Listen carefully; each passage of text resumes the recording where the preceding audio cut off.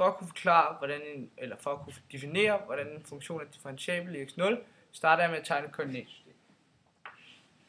I mit koordinatsystem indtegner jeg en funktion f af x og 2 punkter på grafen, x og x0.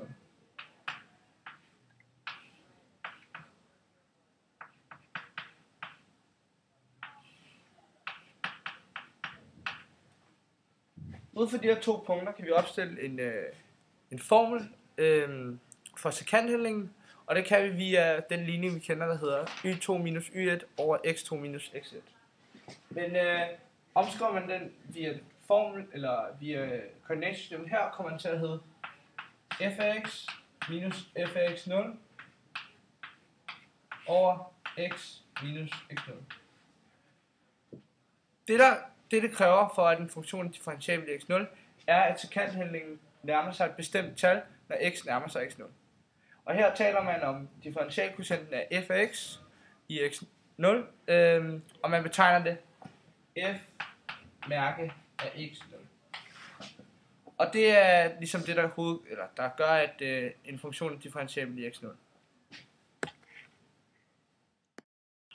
Jeg har nu lige vist, hvordan en funktion er differentiabel i x0.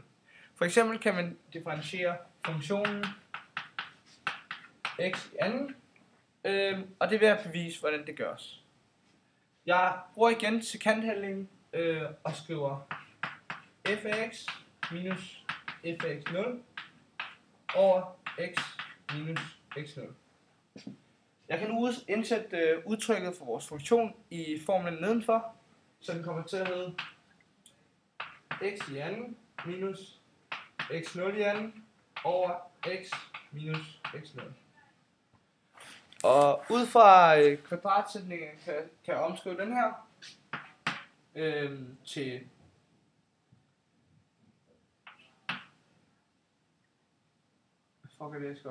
x plus x, eller x plus x0 gange x minus x0 over x minus x0.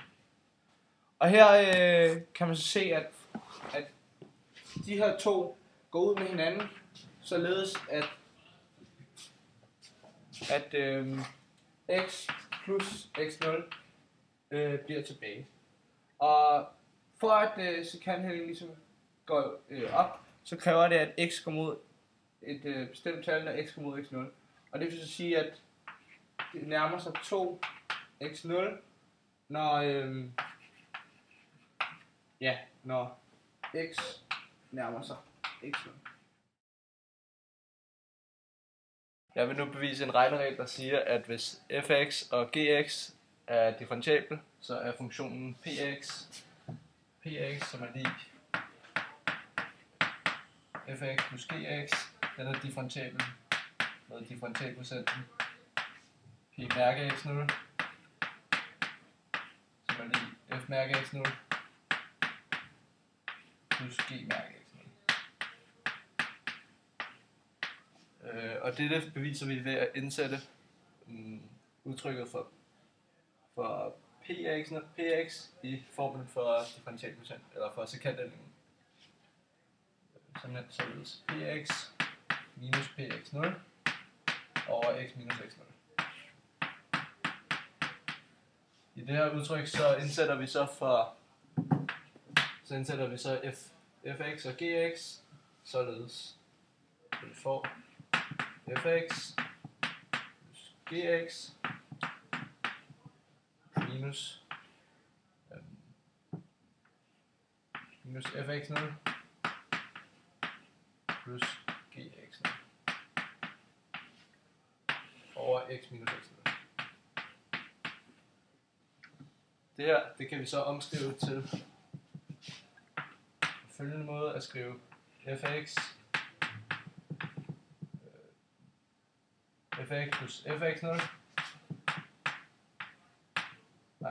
f af x minus f af x0 plus g af x minus g af x0.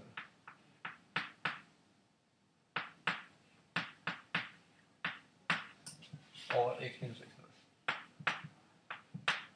Dette kan vi så dele op i to brøker, som er fx minus fx0 over x minus x0 plus gx minus gx0 over x minus x0.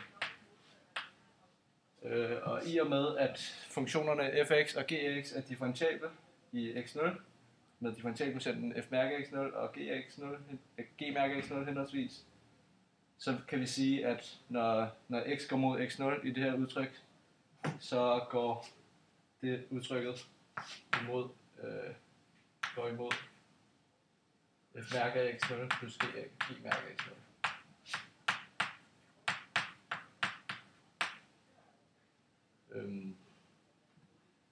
Ja.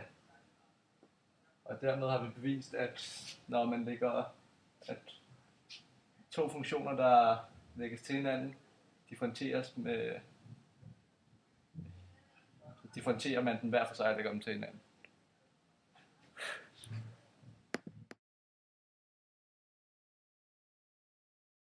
Når vi skal bestemme monotoniforholdet for en funktion, så tegner vi først funktionens graf.